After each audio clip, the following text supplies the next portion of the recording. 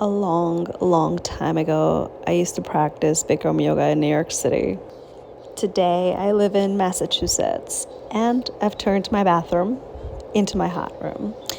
I am a stay at home mom, and such is life these days. Come make some coffee with me, and I'll tell you all about how it was back in 2007.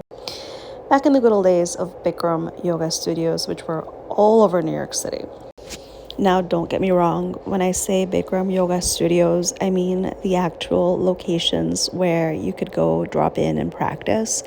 And these could be found just about not all over the city, but the world. I am in no way referring to Bikram, the man who put his name in front of this yoga. Not referring to him, there wasn't much good about him in my experience. The yoga, on the other hand, I could sing its praises all day long. But anyway, let's get back to New York.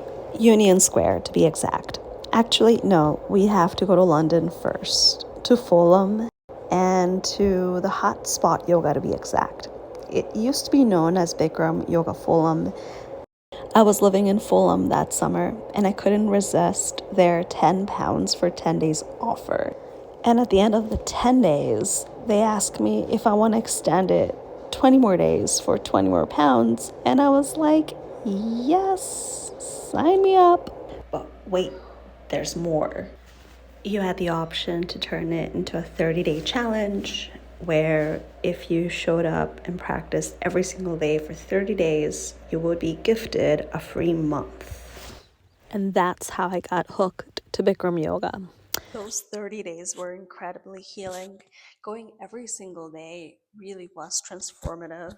By the end of the challenge, I was so hooked, and I signed up myself for teacher training to do the training for two main reasons. The first being that I wanted to know everything there was about this yoga. I just was getting so much out of it, and I was hungry for more. I wanted to learn everything I could, and what better way to do it than to go to the source.